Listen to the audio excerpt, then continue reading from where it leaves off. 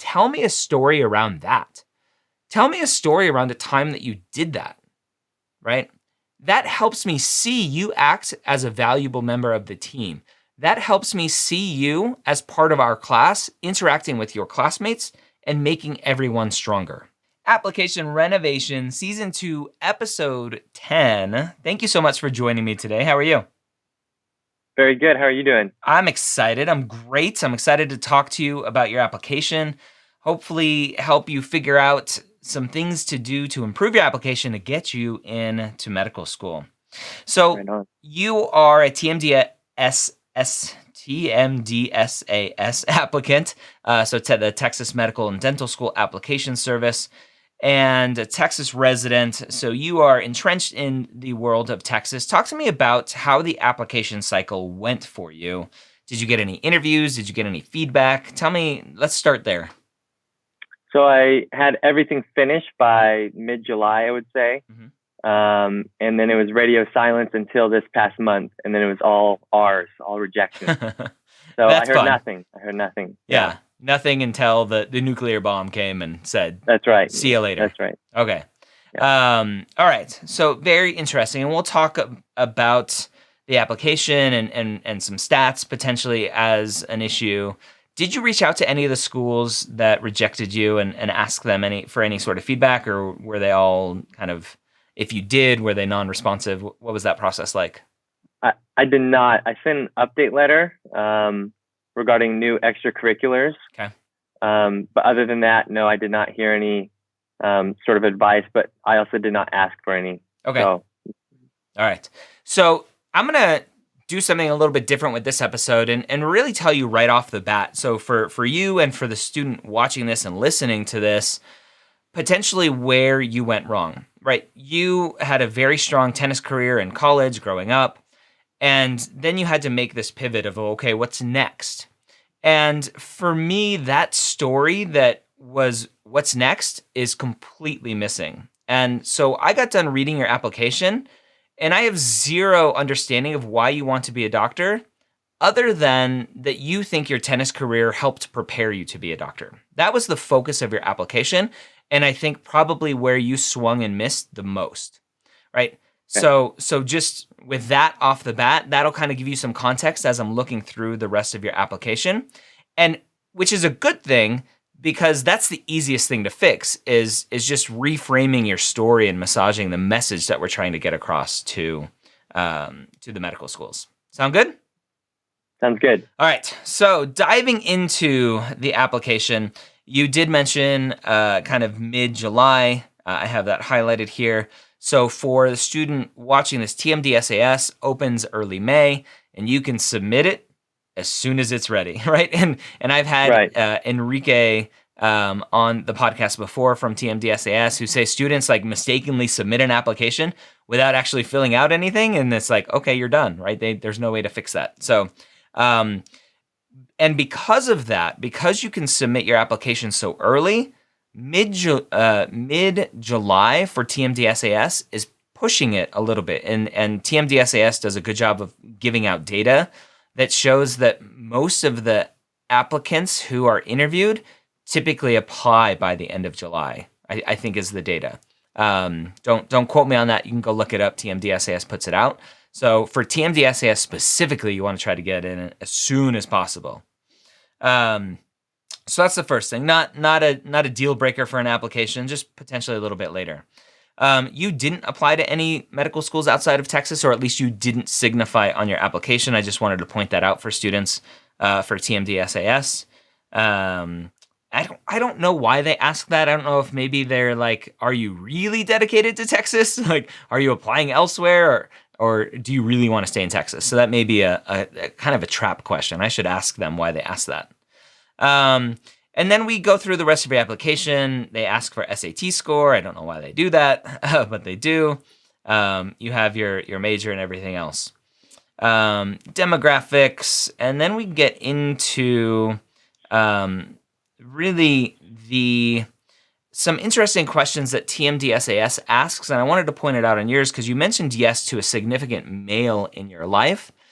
Nothing really for me to point out, but just for other people to understand that TMDSAS TMDSAS asks these questions to potentially influence how they're reviewing you, how they're looking at you. It seems to be more holistic, which is good. Just gives a bigger picture of who you are as a person.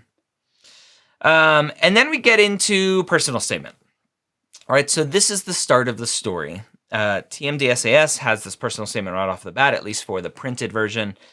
And how I kind of preface this conversation was I thought there was too much of here's my tennis career and here's how it's going to help me as a physician.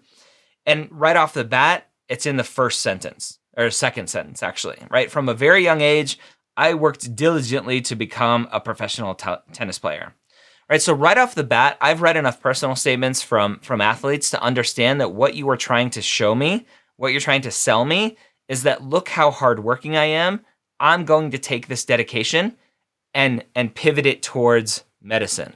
And so I'm going to be the best student because I was a rock star tennis player and I had to work really hard for that.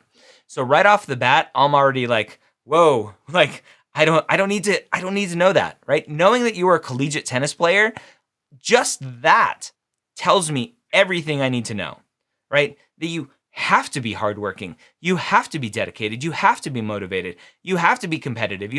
Like all of those things, just by saying, I was a collegiate tennis player, or I was a collegiate wrestler, or I was a collegiate whatever sport you played in college, that tells me everything without you needing to pitch me on it, okay? Okay, yeah. And so the end of the paragraph is, hey, my is what's next, right? And so you're setting up this question, which isn't bad, but again, the story is why medicine, and you're using that opening paragraph to set it up. So it's not bad, it's not great. I don't like those type of setup paragraphs just as personal preference. I can see from the rest of your application that from all the activities you put in there about tennis, that tennis was your life, and there obviously was a what's next, okay? So in my mind, a potential loss of why medicine story because you're focused on the tennis. The optional essay is a very good place for that, and I just made a note for that. For TMDSAS, you have an optional essay that you can write about kind of your experiences, anything else that the admissions committee should know about, and you did write about that as well. So you kind of double dipped a little bit in personal statement, a little bit in the optional essay, a lot of it in the personal characteristics essay. We'll talk about that. The story that I mentioned about the kind of the weakness of that transition of what's next from, okay, my tennis career is over, what else is out there for me, is your next paragraph. And for me, it's just a very weak kind of like, oh, I'm going to go check out being a doctor because I watched these OBGYNs getting paged off the court, right? And you were like being paged in the life, extensive sacrifices for others, right? And so for me, that's almost as generic as I really loved Meredith Grey on Grey's Anatomy, and so I wanted to see what that was like in real life. Right? There's really no connection there. There's no emotion behind, like, I had an experience, I had this interest, I had this thought. Let me go check it out. It was like, my dad was a tennis pro. He taught some doctors. Doctors seemed cool. I'm going to go check it out.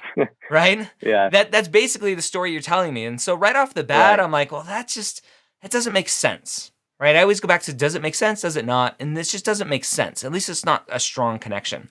You have some other parts of your story that we'll talk about that I think potentially influenced you a little bit more, that you finally saw this connection with your dad and doctors, and we're like, well, wait a minute, maybe that's something I want to explore, and we'll talk about that. The next paragraph is all the sales pitch of, I was an athlete, I'm prepared for this, I had to work so hard, look at everything I did as an athlete, and I just wrote a big no next to this, right? Again, this is not the goal of the personal statement, to show how dedicated, motivated, hardworking you are, how that's going to set you up for success as a physician.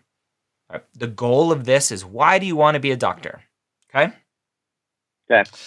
You get to the story here of impactful moments from your time shadowing, which brought you back to a story when you were 16, when you had MRSA, and you had to have surgeries, multiple surgeries. And so for me, I wrote here, like, is this your seed? Is this a potential seed that exposed you to healthcare? Right? Remember that the seed doesn't have to be, I knew at that moment that I wanted to be a doctor.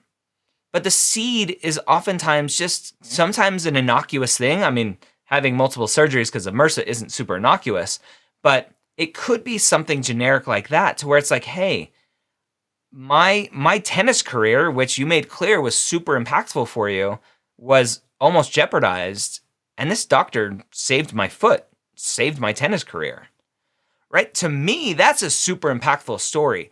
Subconsciously, it probably had a much bigger impact on you than, oh, I remember doctors that my dad taught and they got paged. And I'm like, I wonder where they're going when they got paged. I wanna carry a pager. That's so cool, right? Yeah. So for me, that's your story, whether you maybe potentially think it is or not.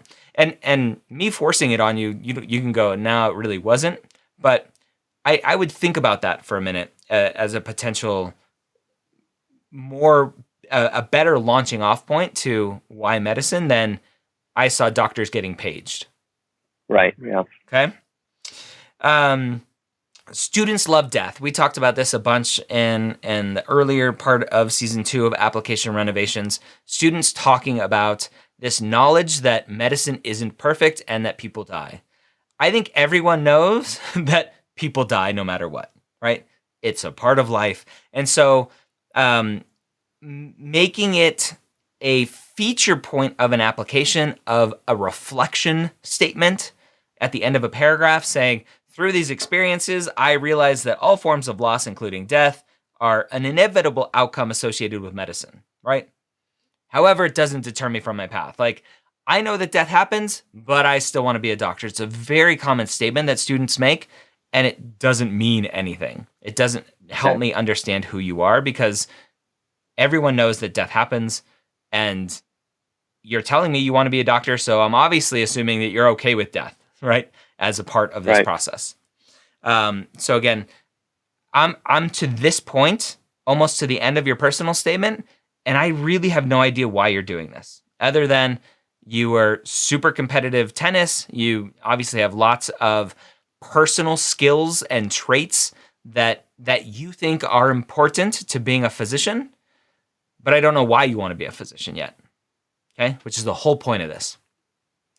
Getting back into this personal statement, you talked about occupation of substance as a reason for going into medicine. Again, very generic, right? What is an occupation of substance? There are probably lots of occupations of substance. You don't have to be a physician. So be careful with generic type statements that don't really point directly towards medicine. You mentioned lifestyle, and that's a red flag for me sometimes of, do you want to be a doctor because you think you're going to be able to play golf and play tennis and do all these other things, which is a lot of what you focused on in your application, right? Do you have that kind of 80s doctor lifestyle in mind where everyone's driving around in Corvettes and Lamborghinis and playing golf at the golf club every day at 2:00? So focusing on lifestyle, focusing on money, focusing on that kind of stuff is for me just something to stay away from. You then finish off your personal statement with a lot of the, again, skills and traits of kind of what you learned as being a tennis player, being part of a team, and functioning as a single unit as opposed to the personal agendas, right? Again, the sales pitch of I'm going to be a good doctor, I'm going to be a great medical student, I'm going to be a great classmate because of my tennis career. I still don't know why you want to be a doctor. So at this point in the application, I probably wouldn't move on. I would probably go, this student hasn't had enough experiences, or doesn't understand how to translate that into really focusing on why you want to be a doctor. that I'm just going to move on and look at somebody else's application, because I need to make sure that you know why you want to be a doctor, because med school's hard, residency's hard, and I need to make sure that you're in this for the right reasons, not just because you think that your traits and skills line up with those of being a physician, and therefore you should be a physician. Lots of people have done that. Lots of people continue to do that. And those people, I believe, are the ones who are most burnt out as physicians, because they aren't in this for the right reasons. They just think they should be a physician because their skills and traits line up with those of being a physician, they think. Does that make sense? Yes, sir. Yep. Okay. And so we get to the personal characteristics.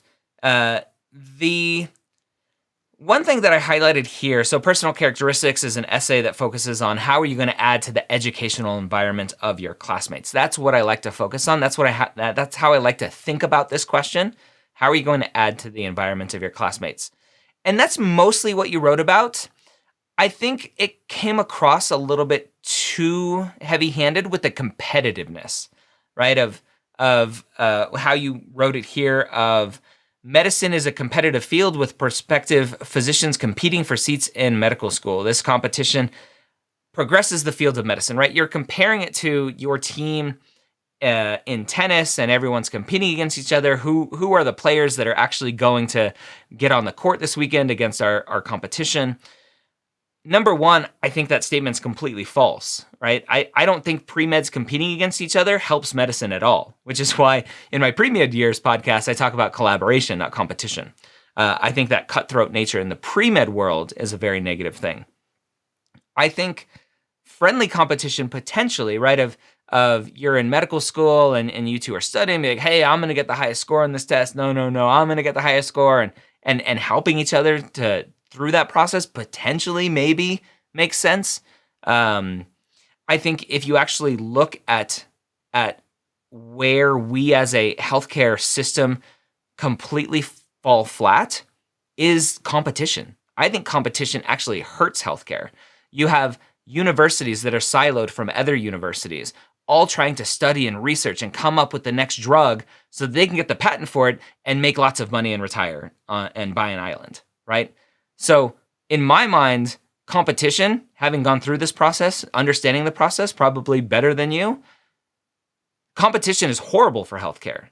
I think if we were much more collaborative and universities and medical schools and all the research teams could work collaboratively, we could be so much more advanced as a society than where we are. So just my two thoughts. It's just a statement that I would disagree with. And kind of something that I like to highlight, because students like to make these type of statements about healthcare and medicine that they don't need to make. You don't need to make a statement about healthcare, what you think healthcare is, because that's not the goal of this essay. That's not the goal of an application for you to say, I understand healthcare. This is what healthcare is like. Like, well, how do you know? Because you saw some doctors getting paged off a tennis court, right? Just kind of laughingly mentioning that, right? So be careful with those statements. A lot of times they're true statements and just generic. Sometimes they're statements that I would completely disagree with. A statement like that I would disagree with probably isn't going to hurt you. It just questions whether or not you have the experience and exposure that I think is necessary. And to this point, I'm questioning that because your personal statement didn't really show me why you want to be a doctor. So I'm questioning, does this student have enough experience in and around healthcare, because they haven't shown me why they want to be a doctor yet. All right, long ramble for that one. I like this next statement, right? Rather than forming barriers around myself, my job is to reach out and create a team atmosphere by emphasizing one another's strengths, expertise, and knowledge. That's the goal of this essay, is tell me a story around that. Tell me a story around the time that you did that, right? That helps me see you act as a valuable member of the team. That helps me see you as part of our class, interacting with your classmates and making everyone stronger. That's how you tell a good story in this type of essay. Okay? You had here that I highlighted here, the diversity made us stronger. You kind of repeated yourself here about diversity making you stronger. And so I just highlighted that real quick, right? Yes, diversity makes stronger. There's plenty of data that shows that we need more diversity, and that will help everyone. But I can't. Oh yeah, here. So in the essay right above it, you said diverse cultural backgrounds, but we use this to our advantage, right? So you were just repeating yourself. And I caught on to that as like, are you running out of stuff to say? Because you're repeating yourself now. Yeah. All right. So moving on to the optional essay, which is again kind of your opportunity to tell any other story that you're not highlighting elsewhere. You told the story of your father passing away, which I think is a powerful story. It helps me understand who you are. Going back to kind of earlier up in the application where you said, was there a significant male in the house other than your father? So that helps potentially explain that. And that just, it helps create a bigger picture of who you are as a person. So I liked this, I like this essay for the most part of telling the story, and I thought it was appropriate for this part of the application. And then getting into the activities. So lots of activities. Obviously, you had really good grades, so lots of academic recognitions, lots of athletic recognitions. So all of these just really tell me that you obviously were, number one, a good student, and number two, a good athlete, which tells me a lot about you. Now, the TMDSAS application, I don't like because it only gives you 150 characters. It doesn't give you the opportunity to really show impact and tell a story. Unfortunately, that's what we have to work with. So, just going through it, I don't really have many comments. I thought you did a good job just highlighting all of the various things that you did. So many different experiences, obviously, from an athletic standpoint, from a leadership standpoint, being a team captain, right? Just being a team captain just tells me so much, right? You obviously have good communication skills. You have good teamwork skills. Most people understand that team captains are typically picked by your peers.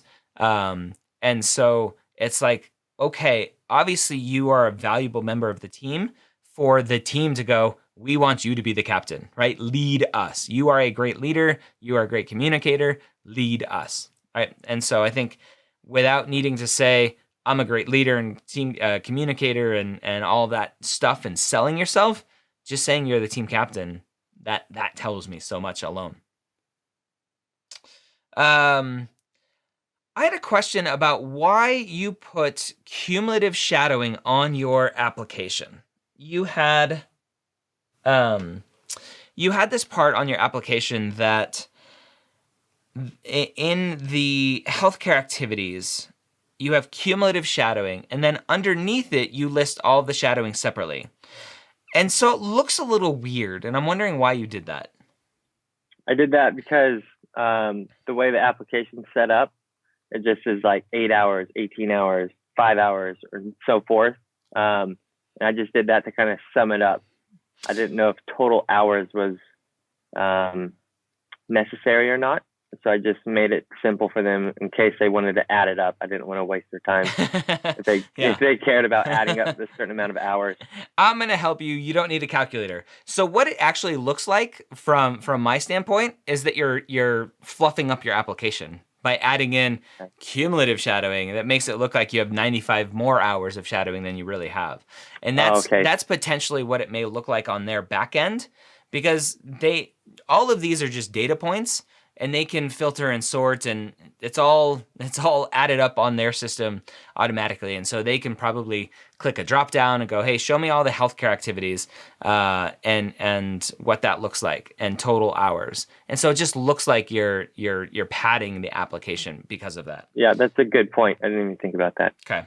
I think anyone would potentially see that and go, I don't understand why he did it, and really not hold it against you. I've never seen it done before, so it's just a weird thing. So lots of shadowing. The one thing that I notice on here is this is application year 2020, right? And so you applied in 2019 to start in 2020, right? And all of your shadowing is for the most part, from May and June of 2018. And so for me, it looks like you're just checking off a box, going, okay, got my shadowing, I'm done, I can move on. Right? So that's a red flag for me of why did you number one, wait so long to do shadowing? Why did you only do it at like a one lump sum? There's some question marks there as to why you did that. And the patient liaison, again, super late in the process of you being a pre-med student from September 18 to May of 2019. So I'm like, again, why so late in the game? And it just leads more to the story of, I don't think you really understand why you're doing this. I think you were like, yeah, I think I could be a good doctor because of all these skills and traits, etc. Oh, I have to go do these things. Let me go do these things real quick, and then I can apply to medical school. That's what that how that looks to me, and that could be true. It could be false. I don't know. Community service, you have a bunch of obviously being an athlete, being a tennis player. A lot of community service and stuff comes from those experiences. So you have lots of good stuff for your non-clinical volunteering, which is good. Leisure activity, obviously tennis and weightlifting, archery, all that good stuff. The one thing I think was missing from here, oh no, you did have the planned activities on here. So looking at the planned activities, again, the one thing that's missing, it seems like, is healthcare experience. You have the tennis, right? We know tennis is a big part of your life, and that's okay. Keep doing that. That's okay. What a lot of students think they have to do is give up what they love to only focus on healthcare. And what I typically push back on is, no, do what you love, but make sure you're getting the experiences that continue to show you that you want to go down this path. And so you don't have that, right? You have education, you have some research activities, which kind of went bust with USMLE Step 1 going past fail. You're like, let's talk about Step 1 performance with social media use. So the healthcare stuff is missing on this application. So I get to this point, and I see a personal statement that doesn't show me why you want to be a physician. I have activities that it appears like you were just checking off some boxes. Be like, oh, I heard I needed some clinical experience and some shadowing, so let me make sure I get those in before I apply. And then the rest of the application is really just selling on, look at how good of a doctor I'm going to be because of how good of a tennis player I was. Okay?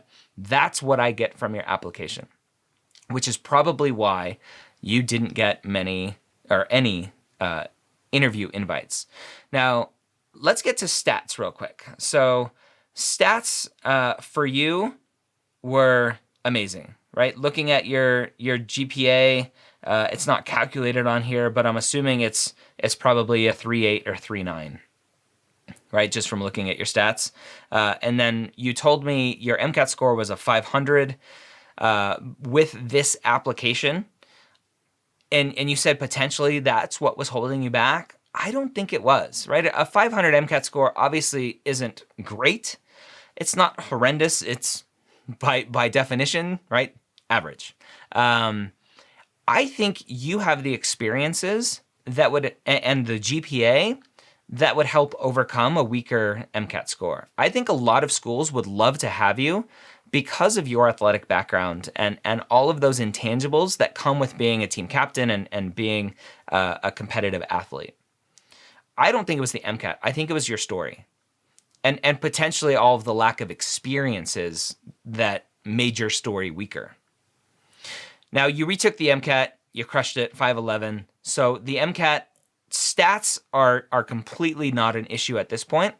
Now it's continuing to tell your story, get the experiences to help shape your story. So with that said, what have you done since this application has been submitted while you've been waiting around? Are you getting more clinical experience, more shadowing experience? Yes. So I have 3 new clinical opportunities. I've been a student volunteer at Baylor Scott and White Rehab. I am another patient liaison at a local place here. local medical center. Okay. And then I have some non-clinical volunteering. I teach tennis to children with Down syndrome through an organization, and then also a volunteer coach for a high school located in a rural city. Okay. I'm not worried about the non-clinical stuff. You have tons of that. I'm worried about clinical experience and shadowing. That's what you need to be able to tell your story as to why you want to be a physician. And okay. I think as you go through this process, if you haven't read my personal statement book, to really find your story, to highlight the seed better, whether that is your MRSA infection and the surgeries you had with that. The seed for me is not watching your dad and these OBGYNs getting paged off the court. I think you were trying to get a little bit too fancy with your tennis career and tying that into the OBGYNs coming off the tennis court.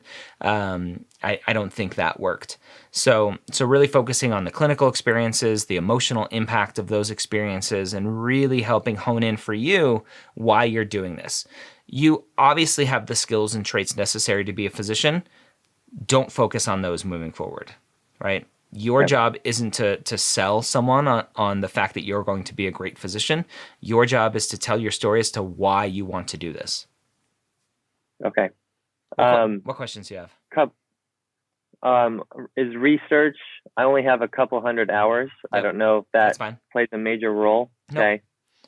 No, you've done enough to show that you're inquisitive and you want to learn more and asking questions. That's the goal of research, not to be a first author or anything like that. Yeah.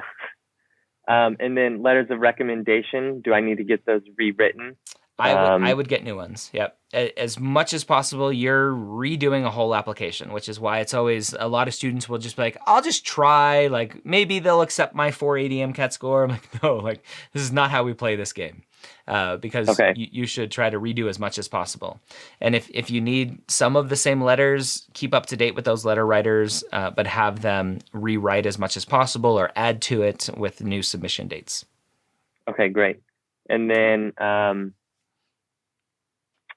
my main concern with rewriting my personal statement, which I'm going to, is not appearing fraudulent, as in we have this obvious red flag of my narrative, or lack of narrative, I should say. Mm-hmm. And then the following year, I suddenly have this narrative. Yeah, that's not fraudulent. That's you going, oh, I didn't know what I was supposed to write about before, and now I do. As long as your activity list shows, right? If you write about like, my trip to Uganda was amazing, and in your activity list you don't have a trip to Uganda, like that's fraudulent. But as long as you have the activities, which is why I'm telling you, focus on the clinical experiences, because then you'll be able to write about them in your personal statement. That's what will tell your story. And you're not the first person, shocker, to not focus on the right thing in a personal statement and then realize what they're supposed to do and then write a great personal statement. So that won't be a concern. And a lot of times the admissions committees don't have time to go look at your old application anyway, so I wouldn't worry about it. Perfect. Right on. Well, I think that sums it up. Okay. Thank you very much for your advice. It's very helpful. Yeah, good. Very, very good luck telling your story. Get those experiences, and hopefully you'll set yourself up for success moving forward. Right on. I appreciate it.